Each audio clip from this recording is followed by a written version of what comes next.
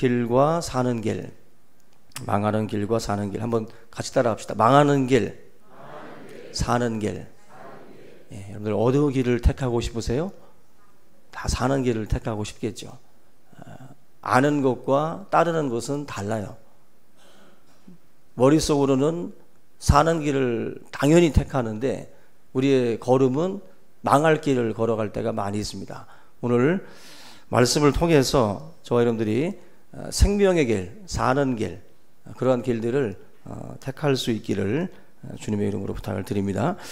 우리가 성경을 보게 되면 그 말씀 안에 성공하는 길도 있고 또 망하는 길도 있어요. 우리가 성공학이라는 게 있는 것처럼 실패학이라는 것도 있습니다. 망한 기업들, 망한 인생들을 연구를 해서 어떻게 하면 우리가 실수를 줄여갈 수 있는지 그러한 것들도 살펴보는 것처럼 우리가 성공하는 길을 한번 찾아가는 것도 중요하지만 성경에서 이렇게 망하는 그 길을 따라갔던 인생들을 통해서 반면교사를 삼는 그런 것도 굉장히 유익합니다. 오늘 어떻게 하면 우리가 망하는가 몇 가지 말씀을 드리면 첫째는 뭐 기본적으로 일하지 않으면 망합니다.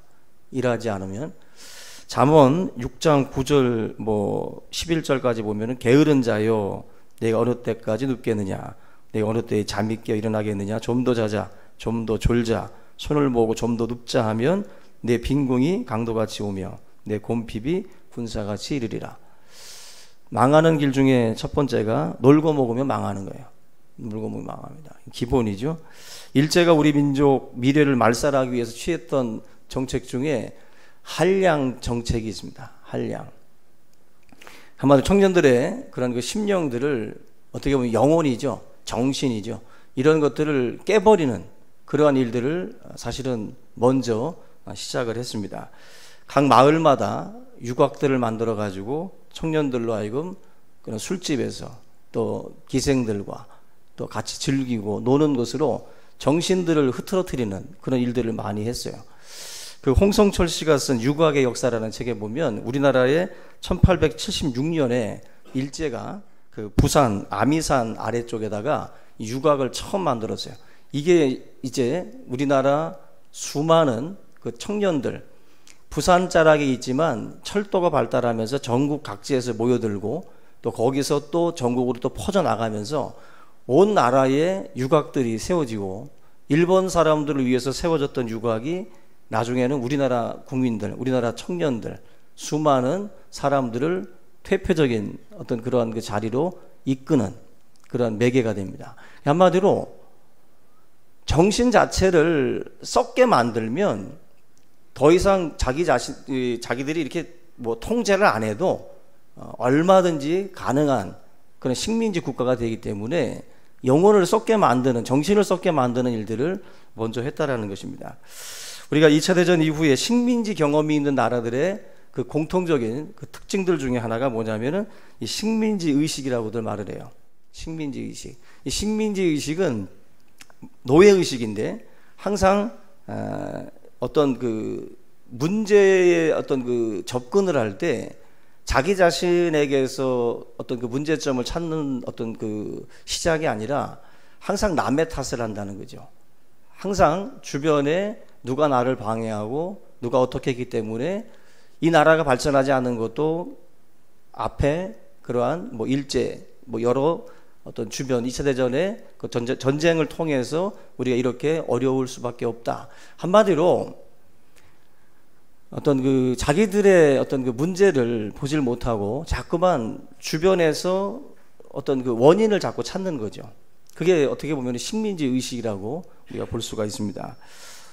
여러분들 가운데에도 자꾸 부모 탓하고 자꾸 남의 탓하는 사람들은 그건 노예 근성이 있는 거예요. 우리 식민지 근성이 있는 겁니다.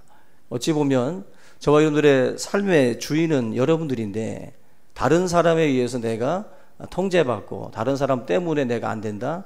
그거는 굉장히 패배주의적인 그 생각들이에요.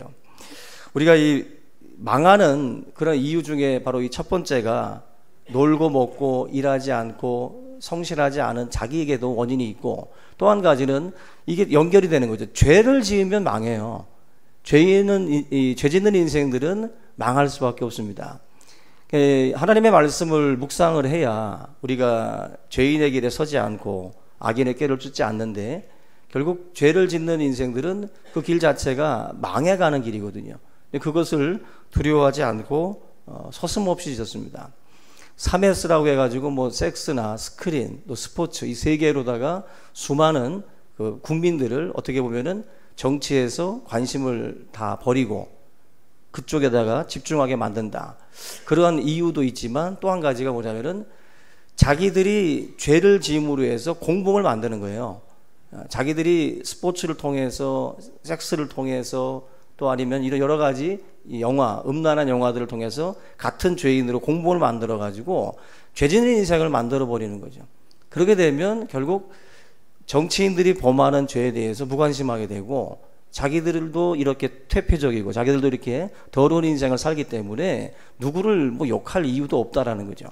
한마디로 그런 죄를 짓는 인생 쪽으로 자꾸 유도해 나가는 이런 것들이 사실은 세상을 썩게 만들고 망하게 만드는 그런 원인이 됩니다. 사실 이런 것들은 점차 사람들을 망하게 하는 그 이유가 되는데, 오늘 우리가 살펴볼 이 본문 말씀에서 보면은 한 인생을 급격하게 망하게 하는 그 원인 중에 가장 대표적인 게 바로 이 교만이라는 거예요. 교만하면 망하는데 급격하게 망합니다. 교만은 성경에 보면은 마귀적인 거예요. 왜냐하면 마귀는 처음에 천사로 출발을 합니다. 근데 이 천사가 하나님의 그 보좌를 탐을 내면서 사실은 이제 교만의 자리로, 그러면서 이 천사에서 마귀로, 사탄으로, 루시퍼로 변화가 되죠. 그러니까 우리가 이런 내용들을 보게 되면 우리가 그 성자같이 아무리 뛰어난 존재도, 그런 사람들도 이 교만이라고 하는 것들이 들어가게 되면 마귀처럼 바뀔 수 있어요. 우리의 삶도 하나님 앞에 철저하게 응징을 당할 수밖에 없는 그러한 교만의 자리로 나아갈 위험성들이 다 있습니다. 오늘 본문에 이 등장하는 다윗도 우리가 흔히 성군이라고 말을 해요. 거룩한 임금이라고 말을 하는데, 성군인 다윗도 순식간에 갑작스러운 이 교만으로 인해서 무너지는 모습을 보게 됩니다. 본문 보게 되면은 인구를 조사를 하죠. 인구 조사는 나쁜 건 아닙니다. 성경도 민수기라고 해가지고, 넘버스라고 해가지고 영어로 보면은 이제 수를 굉장히 많이 세는 책이 민수기예요. 그래서 민수기에 보면은 군대 숫자라든지 여러 그 백성들의 숫자들을 셉니다. 그래서 단순히 인구 조사만을 놓고 성경이 잘못됐다라고, 다윗이 지금 인구 조사한 게 잘못됐다라고 말하는 것은 결론적으로 말씀드리면 아니에요. 인구 조사 자체가 잘못됐다라고 하면 굉장히 문제가 됩니다. 민수기 자체가 문제가 돼요. 민수기 자체가 문제가 되고, 그리고 성경에 보면은 뭐 장정만 5,000명, 12바구니가 남았다라든지, 이거 다 수를 세는 거 아니겠어요? 근데 이러한 것들이 성경에 나와 있는데 결코 숫자 자체만으로는 다윗의 죄를 물을 수가 없습니다. 결국 여기서 말하고자 하는 얘기는 뭐냐면은 인구조사를 하게 된 다윗의 동기예요. 지금 그 요압이라고 하는 신하가 그 다윗에게 어떻게 보면은 이제 그 충원의 말을 하죠. 충원의 말을 하는데 듣질 않습니다. 그리고 나중에 인구조사 다 끝나고 난 뒤에 10절 말씀에서 보면은 다윗이 느닷없이 내가 범죄했다고 고백을 하죠. 갑자기 뚱딴지 같죠. 인구조사한 다음에 내가 범죄했습니다. 바로 동기 자체가 잘못된 거예요. 다윗이 인구조사를 처음 할 때 이렇게 군대의 숫자가 많아지게 된 것을 하나님께 감사하고 하나님께 영광 돌리는 목적이 아니라 이 숫자 파악을 통해서 자기의 치세를 자랑하고 자기의 위대함을, 자기의 통치력을 자랑하고자 했던 그 마음이 거기 깔려 있었던 거예요. 그걸 자기 스스로가 지금 고백을 하는 겁니다. 내가 범죄했습니다. 내가 얼마나 위대하고 얼마나 쓸만한 인물인가, 그렇게 생각을 하고 이 조사를 했는데 하는 과정에서 본인이 이제 깨닫게 되는 거예요. 깨닫게 되는 거예요. 우리도 그러잖아요. 뭔가 저질러 놓은 다음에 나중에 슬슬 깨닫는 거죠. 다윗 같은 경우도 바로 그런 경우라고 볼 수가 있습니다. 교만하면 무너집니다. 내 자신이 하나님의 자리에 앉으려고 할 때 그때 무너지는 거예요. 다윗이 지금 어찌 보면은 굉장히 위험한 자리에 지금 딱 선 겁니다. 근데 우리가 뒤에 보면은 다윗이 이제 뉘우치면서 회복이 되죠. 회복이 되는데 우리가 그 히스기야라는 왕을 잠깐 생각해 보면 하나님의 능력으로 아수르의 군대 18만 5천 명을 물리칩니다. 굉장히 많은 숫자들을 물리쳤어요. 근데 이 승리하고 난 뒤에 갑자기 죽을 병이 들어와요. 죽을 병. 그래서 면벽 기도라고 해서 벽면을 향해서 바라보고 하나님 앞에 간절히 기도합니다. 그러는 중에 병이 치료받아서 15년 생명을 연장받아요. 이 히스기야가 약간 흥분을 한 것 같아요. 나중에 나라가 번성하고 잘 나가니까 바벨론 사신을 불러다 놓고서 자기 그 왕궁의 창고를 다 보여줍니다. 한마디로 가난한 나라에 당시만 해도 바벨론이 약소국가였어요. 또 약소국이었을 때 바벨론의 왕을 초대해서 자랑하는 거죠. 한 50평짜리 집을 사고 나서 월세 사는 분을 초대해가지고 확 자랑하는 거죠. 막 뻐기면서. 그런 식이죠.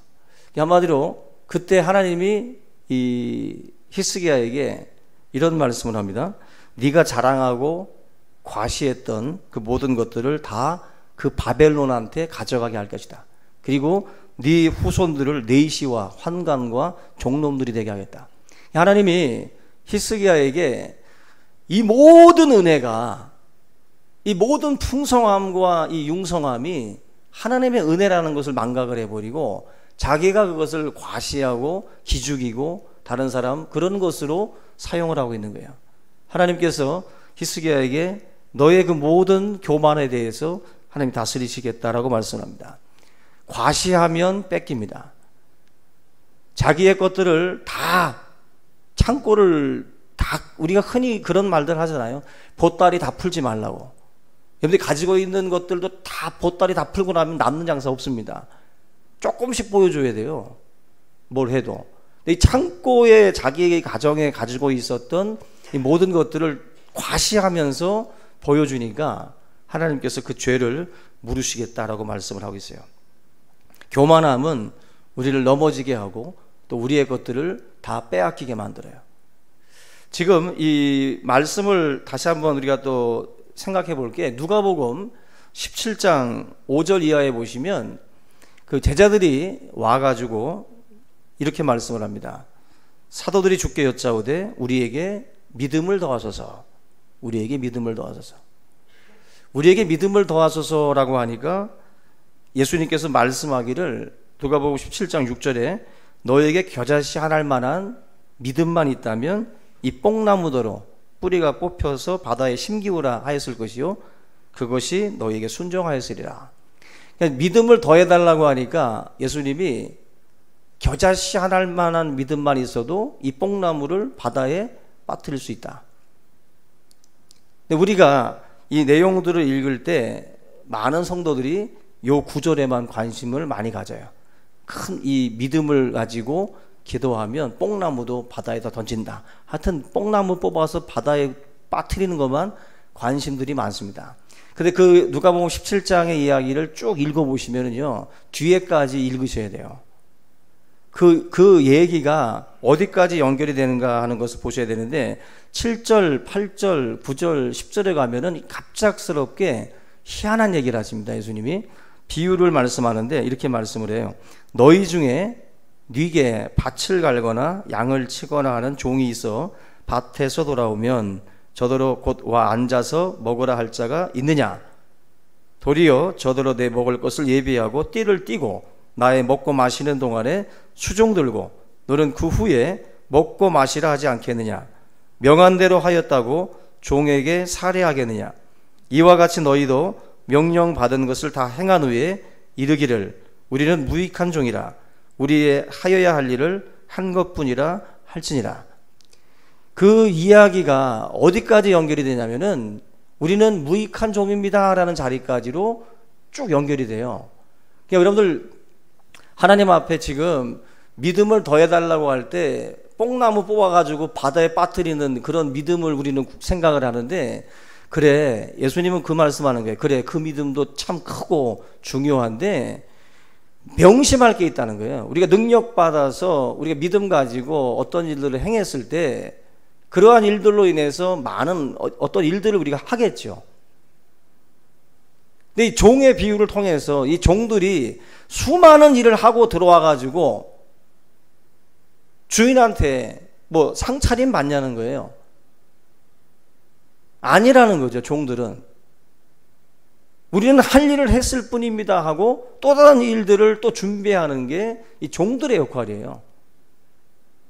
한마디로 예수님은 교만하지 말라는 거예요.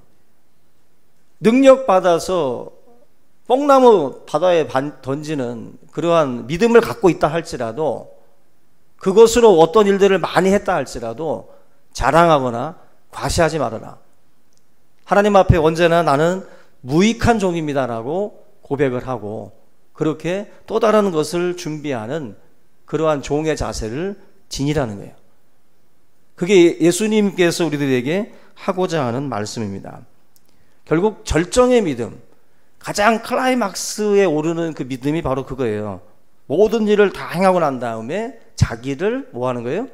부정하는 믿음이에요. 자기는 없는 거예요. 나의 나된 것이 오직 주의 은혜입니다라고 바울이 했던 것처럼 자기를 부정하는 그 믿음, 나를 부인하는 그 믿음을 예수님께서도 지금 우리한테 말씀을 하는 겁니다. 하나님께 영광 돌립니다 말뿐이면 안 돼요.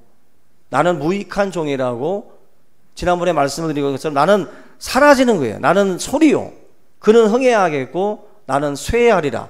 세례 요한의 고백처럼 그런 무익한 종으로서 나는 그냥 밑으로 사라지는 거예요. 그게 우리들이 감당해야 될 사역의 자세입니다. 어떤 분들이 그런 질문도 해요. 자기 부정이 뭐고 자기 학대가 뭐냐? 자기 부정과 자기 학대의 차이가 뭐냐? 여러분들, 예수 믿는 분들은 자기 학대가 아닙니다. 자기 학대랑 자기 부정을 잘 구분하셔야 돼요. 아무것도 안 하고 앉아가지고 그냥 너 뭐 하고 있어? 자기 부인하고 있다고. 나는 없습니다. 그게 자기 부정이고 자기 부인인가? 그 자기 학대죠. 자기는 아무것도 아니고 자기는 정말 형편없는 놈입니다. 그렇게 고백을 하면서 가만히 있는 거. 나 같은 건 아무것도 할 수 없다고. 그건 자기 부인이 아니라 자기 학대예요.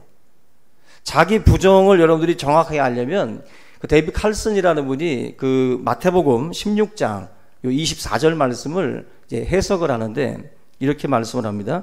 자기 부인은 뭐냐면 따라가기 위해서 자기를 부인하는 것. 단순히 그냥 아무것도 안 하고 멈춰 있는 게 자기 부인이 아니라 따라가기 위해서 자기를 부인하는 거예요. 이 마태복음 16장의 말씀을 통해서 예수님이 뭐라고 말씀했어요? 아무든지 나를 따라오려거든 자기를 부인하고 자기 십자가를 지고 나를 쫓을 것이니라. 여기 중요한 건 나를 따라오려거든이에요. 나를 따라오려거든 자기를 부인하는 거예요. 우리의 부인은 따라가기 위해서 부인하는 거예요. 주님을 따라가려고 나의 뜻과 나의 생각과 내 인생의 방향을 부인하는 거예요. 그걸 부정하고 주님이 말씀하시는 뜻과 주님이 가시는 방향을 내가 따라가겠다는 거예요. 그게 바로 자기 부인이에요. 근데 주님을 따라가지 않고 있다면 그건 주님이 말씀하는 자기 부인이 아닙니다. 고집이지. 내 고집으로 내가 무언가를 부인하고 있는 것은 잘못된 거예요. 예수님께서 가고 있는 방향으로 내가 가야 그게 자기 부인이에요. 자기 부인. 결국 자기 부인은 소멸이 아닙니다. 나 자신을 소멸시키고 나 자신을 멸절시키는 게 아니에요. 우리가 무능해지고 아무것도 못하는 그런 그것 자체를 자기 부인이라고 생각을 하면 안 돼요. 항상 예수님께서 어느 방향으로 가고 있는지를 저와 여러분들이 살피셔야 돼요. 그것이 진정한 자기 부인의 어떤 그러한 그 모습들입니다. 우리가 겸손해진다는 것이 무엇인가? 겸손해진다라는 것은 세상 사람들이 말하는 겸손과 우리는 조금 다르게 생각할 줄 알아야 돼요. 세상에 말하는 겸손은 그냥 우리가 흔히 생각하는 류의 겸손이라면, 우리의 겸손은 나를 부정하고 나를 부인하고 주님의 뜻을 따를 줄 아는 게 겸손이에요. 그게 겸손이에요. 우리가 이제 내가 뭘 다 했다라고, 내가 무언가를 완성했다라고 이렇게 말하는 것이 아니라 주님께서 하셨습니다라고 고백을 하고, 또 다른 일을 또 우리가 또 맞이할 준비를 하고 주님의 그 길을 따를 준비를 하는 것, 그게 겸손한 자들의 사역의 자세입니다. 이 다윗은 하나님의 방향과 사실은 전혀 다른 방향으로 지금 가고 있는 거예요. 내가 얼마나 능력이 있는지, 자기의 위대함을 지금 막 드러내려고 인구 조사를 시작을 한 겁니다. 과시하는 쪽으로. 그러니까 승리보다 더 중요한 게 뭐겠어요? 승리 이후에 나는 무익한 종이라고 고백할 줄 아는 겸손이에요. 근데 승리하고 난 뒤에 많은 사람들은 이 겸손의 자리로 나가지 않습니다. 여러분들, 이것이 가장 안전하게 자기 자신을 지키는 첩경이에요. 여러분들이 항상 어떤 것들을 이루었을 때 교만하지 않기를 바랍니다. 항상 나는 무익한 종이다 라고 고백을 하고, 나의 나된 것이 하나님의 은혜입니다 라고 고백할 줄 아는 우리 모두가 될 수 있기를 주님의 이름으로 축원합니다. 오늘 이 말씀에서 또 한 가지 우리가 볼 게 뭐냐면, 다윗은 그래도 이 교만의 순간이 찾아왔지만 영적인 그 민감성을 가지고 이 범죄의 이 자리에서 빠져나왔다는 거예요. 빠져나왔다. 우리도 인간인지라 이 교만의 마음들이 찾아올 수 있어요. 그럴 때마다 지금 이 다윗이 했던 것처럼, 이 다윗은 지금 자책하잖아요. 내가 지금 뭐 했지 지금? 내가 지금 뭐 하고 있지? 내 자신의 지금 가고 있는 이 방향이 이게 주님이 기뻐하시는 방향이 아니라는 것을 깨달은 거죠. 올 한 해 여러분들, 내가 가고 있는 내 인생의 방향, 나의 삶의 자세나 이 방향이 잘못됐다면 뉘우치고 돌아와야 돼요. 그거 하나님께서 말씀하시는 겁니다. 그 자책하고 뉘우침이 없이 계속 그 길을 걸어가면 망하는 길이에요. 근데 내가 지금 하고 있는 그 길이, 내가 가고 있는 이 길이 잘못됐다는 것을 깨닫고 그 방향을 터내버리면 그게 회개예요. 그게 회개라고. 회개하라, 천국이 가까이 왔다. 결국 회개라는 것은 우리 인생에 얼마나 중요한지 몰라요. 우리도 문득문득 잘못된 길 다 걸어가요. 근데 중요한 건 죄를 범하지 않는 게 아니라 돌이키는 게 중요한 겁니다. 탕자가 돌이키고 다윗이 밧세바를 범하고 돌이키고, 이 돌이킴이 있었기 때문에 다윗이 된 거지. 다윗이 우리보다 더 나아요? 제가 언젠가 말씀드린 것처럼 다윗은 우리보다 하등에 잘난 게 없습니다. 간음죄 범했죠. 우리 집에 간음죄 있어요? 혹시? 살인죄 있습니까? 없잖아요. 우리보다 나은 게 없다고, 다윗이. 근데 이 다윗을 하나님이 기뻐 받으신 게 뭐예요? 왜 이 사람이 하나님의 합한 자입니까? 그래도 다시 돌이켜서 하나님의 마음에 딱 맞는 짓을 하니까. 그게 다윗이 위대한 점이에요. 고집스럽게 망하는 길로 가지 않기 바랍니다. 돌이키는 게 가장 중요해요. 다 털어먹은 탕자도 돌이키니까 그 영광을 회복하잖아요. 주님 3번 부인했던 베드로도 돌아오니까 그 영광 회복하잖아요. 우리의 삶에 회개가 있으면 하나님은 언제나 복원시킵니다. 복권시켜요, 다. 그게 하나님의 영광이고 하나님의 은혜예요. 여러분들이 망하는 길을 선택을 하고 걸어가는 일이 없기를 주님의 이름으로 축원합니다. 우리 다윗처럼 이 종의 죄를 고백하고 사해달라고 하나님 앞에 자복하는 이 자세, 여기에 생명의 싹이 나게 되는 거죠. 우리는 완벽하지 않아요. 그래서 하나님께서 이 모든 죄의 길로 걸어갈 때 알람 시스템을 다 만들어 놓으신 거죠. 주변의 권고라든지 말씀을 통해서라든지 수많은 어떤 그 도구들을 통해서 우리에게 하나님이 알리시죠. 나단 선지자 통해서 알리시고 갓 선지자 통해서 알리시고 다윗을 계속해서 깨닫게 해서 돌이키게 하죠. 그 알람이 울리는데도 그걸 듣지 않고 계속해서 걸어가게 되면 망하는 겁니다. 반드시 망합니다. 하나님께서 우리의 삶 가운데에 주시는 이 시스템들을 그냥 묵인해서는 안 돼요. 양심의 소리, 주변의 권고, 하나님의 말씀의 소리, 이 모든 것들을 부정하고 주님을 따라가지 않으면 우리의 그 길은 결국 생명의 길이 아니라 사망의 길인 거예요. 다윗이 만약에 이 자리에서 계속 고집 부리고 나갔다면 다윗은 성군이 되지 않습니다. 근데 다윗이 하나님 앞에 엎드렸기 때문에 이 사람이 결국 회복이 되었던 겁니다. 하나님이 오늘 말씀 보면은 징계를 하시는데 세 가지를 말씀을 해요. 징계를 객관식으로 내시는 분도 하나님이십니다. 3개 중에 하나 선택하래요. 어떻게 보면 또 재미나신 분이 하나님이에요. 근데 3가지를 이제 얘기를 하는데 3가지가 어때요? 어느 것 한 가지도 호락호락하게 받아들일 만한 게 없어요.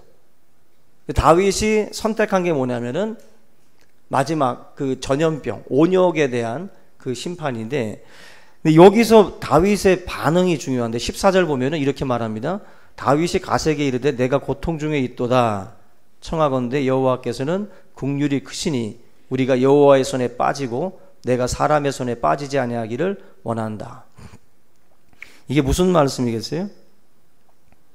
하나님이 징계 3가지 객관식을 내놓고서 다윗에게 뭐 할래? 물어보니까 다윗이 지금 대답을 하는 거예요. 쉽게 해석을 해드리면 내가 맞아도 하나님 손에 맞겠습니다. 차라리 하나님의 손에 맞겠다는 거예요, 지금. 여러분들, 이게 지금 다윗이 하는 그 말씀인데 굉장히 중요한 겁니다. 그 진노 중에도 하나님은 은혜를 베푸시는 분이에요. 그걸 지금 다윗이 지금 기억을 하는 거예요. 하나님께서 나를 치시더라도 하나님의 은혜와 긍휼이 있기 때문에 그래도 하나님께 맞는 게 낫다라고 생각을 하는 거예요. 하나님께 맞는 게. 사람들한테 맞는 것보다는 하나님께 맞는 게 낫다. 달란트 비유에 보면은 못 낀 놈이 성낸다고, 그 자기가 한 달란트 받은 자가 자기가 잘못해 놓고서 주인은 굳은 사람이고 노랭이고 뭐 잘못된 사람이기 때문에 내가 이걸 이렇게 했다라고 자기 변명을 하죠. 자기 잘못인데. 근데 지금 다윗은 이 상황에서 하나님을 원망하거나 하나님을 향해서 불평하지 않고 하나님은 그래도 긍휼이 풍성하신 분입니다. 내가 맞아도 하나님께 맞겠습니다. 그냥 하나님에 대해서 부정하지 않아요. 오히려 하나님의 은혜와 긍휼을 찬양을 해요. 그러면서 하나님 손에 의해서 내가 다 차라리 맞겠다. 여기에 답이 있는 거예요. 맞아도 하나님께 맞아야 돼요.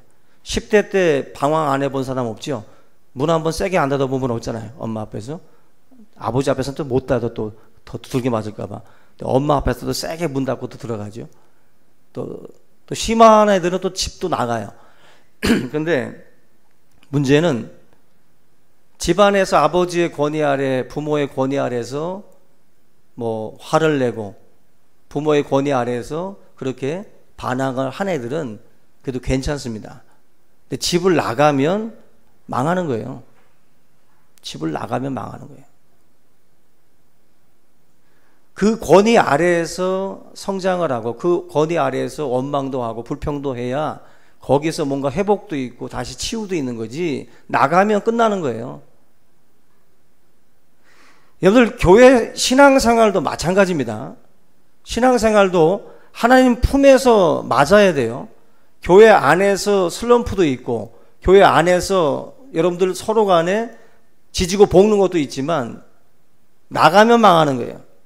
우리의 마음이 하나님 앞에서 두들겨 맞아도 하나님께 맞아야 되고, 교회에서 지지고 볶아야지 나가서 망하는 겁니다.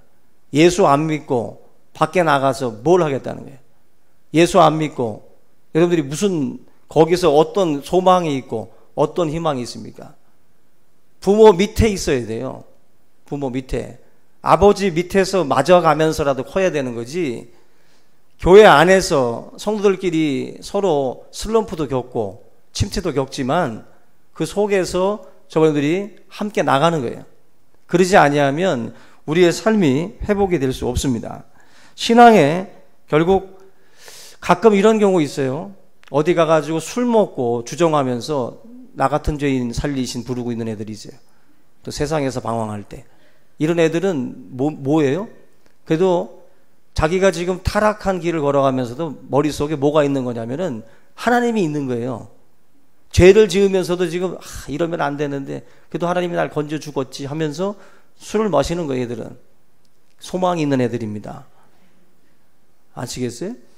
그래도 의식 속에 은혜 중에 그 진노 중에라도 은혜와 긍휼이 풍성하신 분이라는 것을 느끼는 거예요. 그래서 자기들이 이 길을 걸어가고 있지만 하나님께서 나를 그래도 건져주시겠지, 나를 빼주시겠지, 나를 그래도 품어주시겠지라고 하는 그 바람이 그 속에 있는 거죠. 그런 친구들은 잘 구슬려서 2절은 교회 가서 부르자고 데리고 와야 돼요. 여러분들이 그거 하나님 앞에 우리가 신앙생활이라는 것은 바로 그런 겁니다. 은혜 중이라도 하나님은, 진노 중이라도 하나님은 뭐가 있어요? 긍휼이 있어요. 탕자를 맞이하는 아버지의 그 품을 떠나면 돼지가 먹는 그 쥐염 열매도 눈치 봐가면서 먹어야 되는 그런 형편으로 전락하고 말아요. 하나님의 품은 큽니다. 넓어요. 하나님은 우리를 다 품으시고 용서하시는 분입니다. 오늘 명절이라 오후 예배가 없어서 제가 지금 말씀을 길게 하고 있어요. 여러분들 그 보세요. 지금 이 본문 결론을 내리면 지금 갓선지자가 다윗한테 하나님 앞에 번제단 쌓고 예배드리라고 그랬어요. 그러니까 하나님이 그 재앙을 그치셨어요. 놀라운 게 있는데 이 아라우나의 이 타작마당, 바로 이 다윗이 인구조사에서 범죄한 이 범죄를, 이 징계를 해결하는 이 마당, 바로 이 번제를 드리는 아라우나의 타작마당이 바로 어디냐? 바로 모리아산입니다. 여기가 모리아산이에요. 아브라함이 이삭을 바쳤던, 내 씨로 만민이 복을 받게 된다라고 하는 그 약속의 말씀을 주셨던 그 모리아산이에요. 그 씨가 바로 예수 그리스도죠. 아라우나의 타작마당에 뭐가 세워져요? 성전이 세워져요. 하나님의 성전이 세워집니다. 그리고 이 아라우나의 타작마당에 뭐가 섭니까? 십자가가 서는 거예요. 갈보리 언덕의 그 십자가가 바로 이 아라우나의 타작마당입니다. 바로 구약은 예수 그리스도의 모형이고 그리스도의 십자가의 구속의 역사들을 대변해 주는 겁니다. 이 사건 속에서 이 자리에서 예배를 드리고 번제를 드림으로 해서 이 다윗의 죄가 사함 받는 것처럼 우리 인생의 교만과 우리 인생의 모든 죄악들을 담당할 수 있는 것은 십자가의 은혜밖에 없다라는 것을 이 본문에서도 우리에게 말씀을 해주고 있어요. 아라우나의 타작마당에서 드렸던 그 제사와 같이 갈보리 언덕에 세워졌던 그 십자가의 은혜가 사실은 우리 모든 인생들의 이 교만과 이 모든 죄악들을 씻는 역할들을 합니다. 저희들이 하나님의 은혜는 커요. 얼마든지 하나님께서는 다 받을 준비가 되어 있습니다. 그 교만과 그 모든 허물들을 다시 하나님께서 품고 이 다윗을 용서해 주신 것처럼 우리의 모든 교만과 우리의 삶도 하나님께서는 다 준비가 되어 있습니다. 이 은혜 가운데에서 우리가 풍성함을 누리고 또 하나님의 은혜를 경험하는 우리 모든 삶이 될 수 있기를 주님의 이름으로 축원합니다. 우리 오늘 이 말씀 함께 붙들고 우리 통성으로 기도하겠습니다. 살아계신 하나님 아버지 감사를 드립니다. 우리들의 모든 삶이 주로 인하여 또한 아버지 풍성케 하시고 주로 인하여 또 하나님의 은혜로 인하여서 하나님의 긍휼 속에서 살아가는 인생들이 될 수 있도록 도와주시옵소서. 하나님 우리를 용서하시고 하나님 우리를 품으실 그 준비가 또 언제나 되어 있는 줄로 믿습니다. 아라우나의 타작마당에서 올려드리는 이 희생의 제사가 곧 예수 그리스도의 피 흘림을 상징하고 또 예수 그리스도의 피로 말미암아 우리의 모든 죄와 허물을 용서하시는 하나님의 긍휼을 바라보게 하여 주시옵소서. 하나님 아버지, 사랑하는 모든 성도들이 망하는 길로 걸어가지 않게 하시고 언제나 자기를 부인하고 주님을 따라가는 인생이 될 수 있도록 도와주시옵소서. 하나님의 사랑 가운데 거하게 하시고 하나님의 생명 가운데에 거할 수 있도록 주여 인도하여 주시옵소서. 오늘 이 시간 우리의 마음을 새롭게 하시고 우리의 마음이 주를 향할 수 있도록 도와주시고 주님의 그 생명의 길을 선택하고 돌이키고 걸어가는 자가 될 수 있도록 도와주시옵소서. 하나님의 말씀을 또한 아버지 귀 기울이고 우리의 마음의 강팍함과 그 완화감을 또 주님께서 물리쳐 주시고 온전히 우리 하나님의 성령으로 말미암아 우리의 마음밭이 옥토가 되게 하시고 부러운 지경이 되게 하셔서 하나님 말씀의 또 씨앗들이 열매 맺게 하여 주옵소서. 감사하고 예수님의 이름으로 기도하옵나이다. 아멘.